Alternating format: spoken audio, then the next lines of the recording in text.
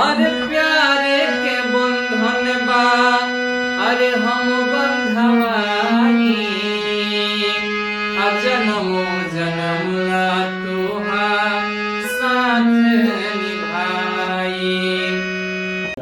नमस्कार प्रणाम, हम सुशील कुमार प्रेमी रोलों के बीच फिर से एक वीडियो लेकर प्रस्तुत बानी।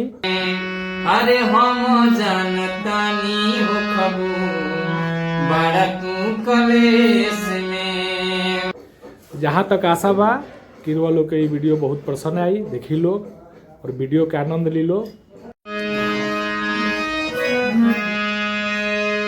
देखी त्योहार बा और हमनी के छुट्टी ना मिल पाओ कि हमनी के घर जाए जाओ। घरे पर ही लोग बड़ा इंतजार में बाड़ी। जितना भी फौजी भाई बानी सबके बहिन इंतजार में खड़ा बाड़ी कि हमारे भाई एक अंदर राखी बनती। लेकिन एगो भाई अपना बहन से फरियाद करता है रक्षाबंधन के दिन कैसे बात है। हर महीना माफ करी हर बानी परदेश में। अरे हम जानतानी हो खबू बड़ा तू कलेस में कि बहिना तू माफ करी बानी परदेश में।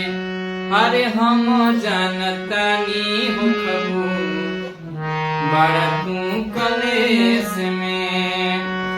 अरे रखिया के मोल हम चुकावे आईबो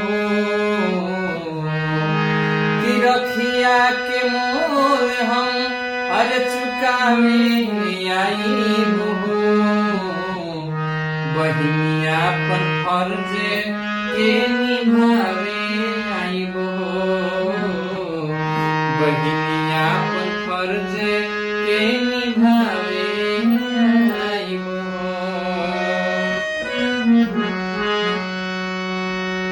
हर प्यारे के बंधन बा अरे हम बंधवाई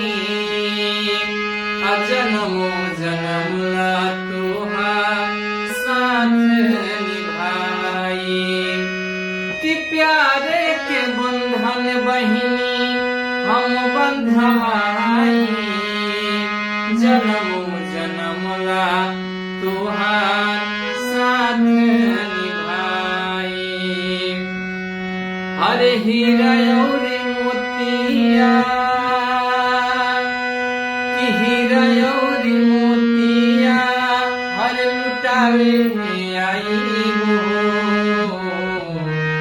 बहिनी हम कर्जा ही चुकावे आईबो। बहिनिया पर फर्ज के निभावे आईबो। अरे बहिना तू माफ करी बानी परदेश में।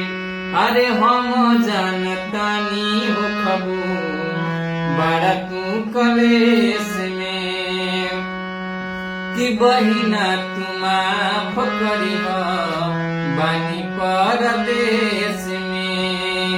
अरे हम जानतानी हो खबू बड़ा तू कलेस में। अरे रखिया के मोल हम अरे रखिया के मोल तोहार चुकावे आईबो। बहिनिया अपन फर्ज के निभावे आईबो। बहिनिया अपन फर्ज के निभावे आईबो। बहिनिया अपन फर्ज के निभावे आईबो।